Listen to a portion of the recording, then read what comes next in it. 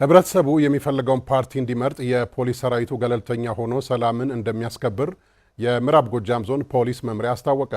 መምሪያው የ9 ወራት እቅድ አፈጻጸም ግምገማና የ7ኛው ጠቅላላ ሀገራዊ ምርጫን አስመልክቶ በፍኖተ ሰላም ከተማ ውይይት አካሂደዋል። ንጉስ እንታየው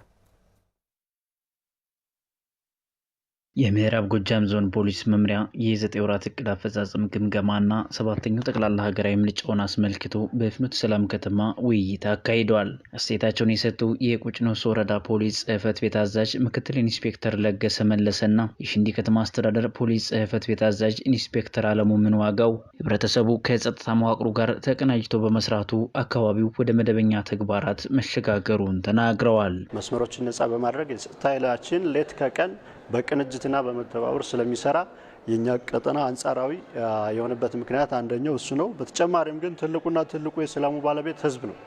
ከምንም በላይ ህዝብ የጸጥታ አካሉን በማገዝ መረጃ በመስጠት አቅጣጫዎችኛም በመስጠትና በመነጋገር የጋራ መናበብ ስለፈጠርነ አካባቢው ያን ያክል የተሻለ እንቅስቃሴ ያለበት የሆነበት ሚስጥር ነው። አሁን ላይ አንጻራዊ ሰላም አለ። በተሻለ መንገድ ህዝቡ ተረጋግቶ የልማት ስራውን አጠቃላይ እንቅስቃሴው ሙሉ በተሻለ መንገድ ከተማ ላይ የሚነግደው እዚያ ቦታ ላይ ያለው የመንግስት ሰራተኛው መንግስት ስራውን በተሻለ መንገድ እየሰራ ጥሩ የሆነ እንቅስቃሴ ነው ያለው። አሁን ላይ ለምርጫው ስኬት እንቅፋት የሚፈጥሩ እንቅስቃሴዎችን ቀድሞ በመለየትና በማክሸፍ የጸጥታ ኃይሉ እየሰራ መሆኑን ያስረዱት አጀንዳ ፈጥረው ሁከት ለመፍጠር የሚፈልጉ ይኖራሉ፣ ለማደናቀፍ የሚፈልጉ ይኖራሉ። እነዚህን ደግሞ ከህብረተሰቡም ጋር በመቀናጀት በመከታተል ሰርጎ ገብን ከውጭም ከውስጥም የሚቃጡ ጥቃቶችን በመከላከል በኩል ለመከላከል የራሳችን እቅድና የራሳችን አሰራር አዘጋጅተናል። አጠቃላይ እኛ ቦታ ላይ የተረከብነው የምርጫ ቁሳቁስ በሰላም ገብቶ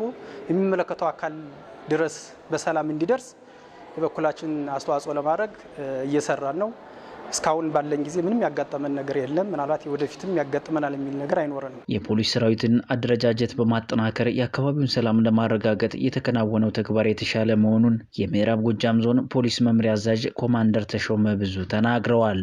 የፖሊስ ሰራዊቱ ገለልተኛ ሆኖ ህብረተሰቡ ሰላሙ ተጠብቆ በተገቢው መንገድ ምርጫውን እንዲያከናውን ዝግጅት እየተደረገ ነው ብለዋል። በኃይልም ጭምር በአመራርም ጭምር ለማደራጀትም ስልጠና ለመስጠትም ኃይል ለማብዛትም ጥረት ተደርጓል። እሱ በጥሩ ሁኔታ ነው ያለ።